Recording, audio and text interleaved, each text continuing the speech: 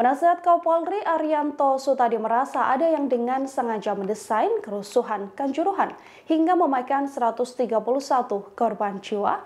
Menurutnya sosok tersebut merupakan aktor intelektual yang harus dikejar dan diburu siapa sebenarnya.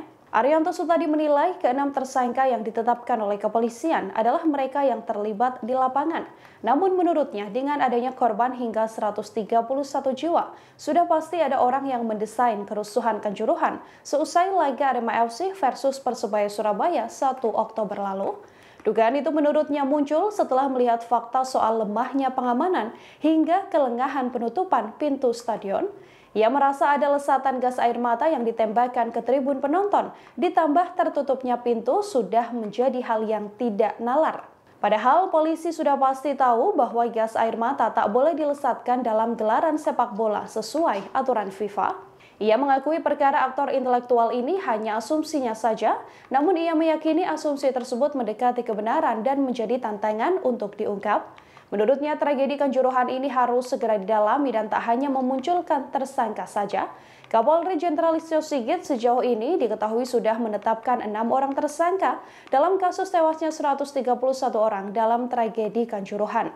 6 tersangka itu adalah Direktur PT Liga Indonesia Baru Ahmad Hadian Lukita, Ketua Panitia Pelaksana Pertandingan Arema FC Abdul Haris, Security Officer Suko Sutrisno, Komandan Kompi 3 Brimob Polda Jatim AKP Hasdaman, Kabak Ops Polres Malang Wahyu SS, dan Kasat Samapta Polres Malang, Ajun Komisaris Polisi Bambang Sidik Ahmadi.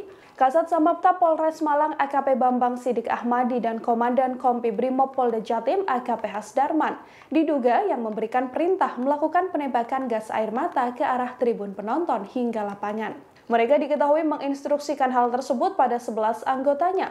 Ke-11 anggota polisi itu lantas melesatkan 11 tembakan gas air mata, 7 tembakan diarahkan ke tribun selatan, 1 tembakan menuju tribun utara, dan 3 tembakan menuju lapangan. Sementara itu, Kabaks Op Polres Malang Kompol Wahyu Setio Pranoto dijadikan tersangka karena yang bersangkutan mengetahui adanya larangan pemakaian gas air mata dalam pengendalian massa di stadion.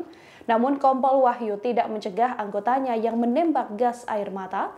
Kemudian Direktur Utama PT LIB Ahmad Hadian Lukita yang dianggap lalai karena Stadion Kanjuruhan belum memenuhi syarat layak fungsi berdasarkan hasil verifikasi tahun 2020. Ketua Panpel Arema FC Abdul Haris juga menjadi tersangka karena tidak membuat dokumen keselamatan. Hal ini setelah Abdul Haris mengizinkan penonton hingga 42.000 penonton, padahal kapasitas stadion hanya 38.000. Kemudian tersangka selanjutnya adalah Suko Sutrisno, Security Officer.